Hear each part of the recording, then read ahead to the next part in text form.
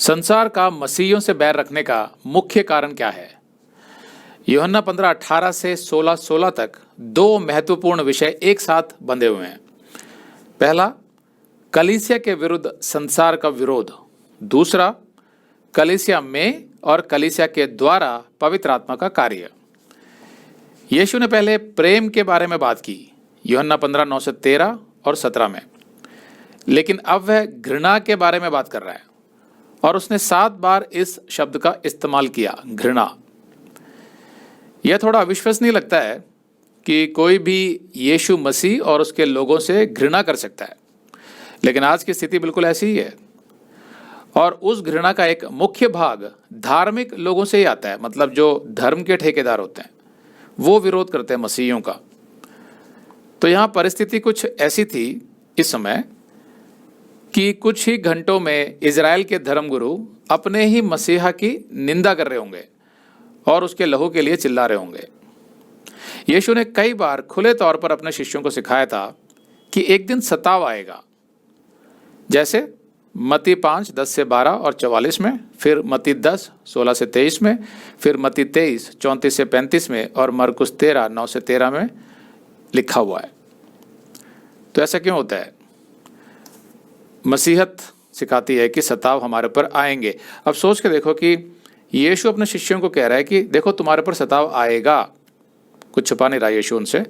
कभी कभी मैं सोचता हूँ कि कोई भी धर्मगुरु जो एक नया धर्म शुरू करता है, वैसे तो मसीहत कोई धर्म नहीं है, एक रिश्ता है परमेश्वर के साथ, लेकिन अगर हम कहने के लिए मान भी लेते हैं कि यीशु जो शुरू कर रहा था उसके कुछ शिष्य बने थे नए नए, और यीशु उन्हें बड़े बड़े वादे करने के बजाय, प्रोत्साहित करने के बजाय स्पष्ट रूप से कह रहा है कि तुम पर सताव आएंगे, यहाँ तक कि तुम मारे भी जा सकते हो। तो पहली बात तो ये है कि जो शिष्य होंगे, अनुयायी जो नए नए आए हैं यीशु के पास, वो कितना प्रोत्साहित होंगे यीशु के पीछे चलने के लिए इस कथन के बाद। दूसरा, यीशु उन्हें ये क्यों कह रहा है कि तुम पर सताव आएगा? क्या यीशु उन्हें किसी ऐसी बात के लिए प्रोत्साहित कर रहा था कि लोगों का बुरा करो ताकि लोग तुम्हें मारें? नहीं, वो तो बल्कि अपने शिष्यों के द्वारा प्रेम का संदेश फैलाना चाहता था, फिर भी वो कह रहा है कि तुम्हारा सताव होगा। तो ऐसा क्यों? क्योंकि सत्य का हमेशा विरोध किया जाता है, क्योंकि संसार जो है वो सत्य पर नहीं चल रहा है, उस पर आधारित नहीं है, वो झूठ पर चल रहा है। अपने भोग विलास के लिए, अपने स्वार्थ के लिए, अपने लालच के लिए वो परमेश्वर के सत्य का हमेशा विरोध करता है। और ये इस बात का सबूत है कि यीशु सत्य बता रहा था, परमेश्वर का सत्य अपने शिष्यों को। तभी तो उसने कहा स्पष्ट रूप से, जो किसी और धर्मगुरु ने कभी नहीं कहा अपने शिष्यों से, कि तुम पर भारी सताव आएगा।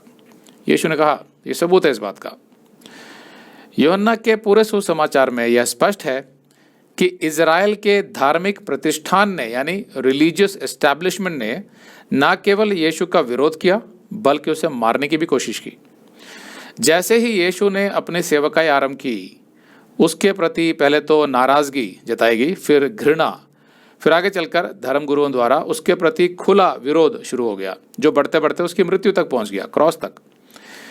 इसलिए शिष्यों को आश्चर्य नहीं होना चाहिए था जब यीशु ने सताव का विषय उठाया था, क्योंकि यीशु ने इसके विषय में उन्हें कई बार चेतावनी दी थी और उन्होंने यीशु की सेवकाई के दौरान यीशु को लोगों की घृणा का सामना करते हुए देखा भी था। जब तक यीशु वापस नहीं आता या जब तक हम मर नहीं जाते, हम विश्वासी।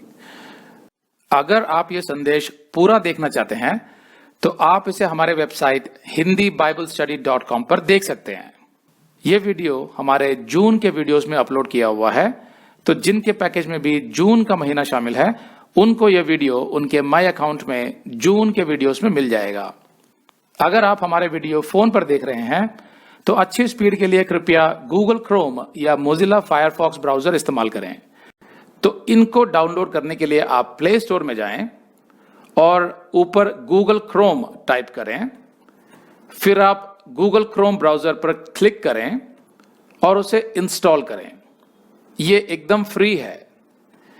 इसी तरह आप मोजिला फायरफॉक्स टाइप करें, फिर आप मोजिला फायरफॉक्स ब्राउजर पर क्लिक करें और उसे इंस्टॉल करें। यह भी एकदम फ्री है। इसके बाद आप गूगल क्रोम ब्राउजर को क्लिक करके उसे खोलें और उसमें hindiBiblestudy.com टाइप करें, मतलब पूरा hindiBiblestudy.com एक साथ बिना किसी गैप के, तब हमारा वेबसाइट गूगल क्रोम में खुल जाएगा और आपके वीडियोस अच्छे से चलेंगे। इसी तरह आप मोजिला फायरफॉक्स ब्राउजर भी क्लिक कर सकते हैं और उसमें भी बिना गैप के hindiBiblestudy.com टाइप कर सकते हैं। उसमें भी हमारे वीडियोस बिल्कुल आराम से चलेंगे। इसके अलावा अगर आप चाहें तो बेहतर स्पीड के लिए आप वीडियो के नीचे बने प्ले बार पर सेटिंग्स का चिन्ह दबाकर 240p 240p सेलेक्ट कर सकते हैं, जिससे आपका बहुत ही कम डेटा खर्च होगा।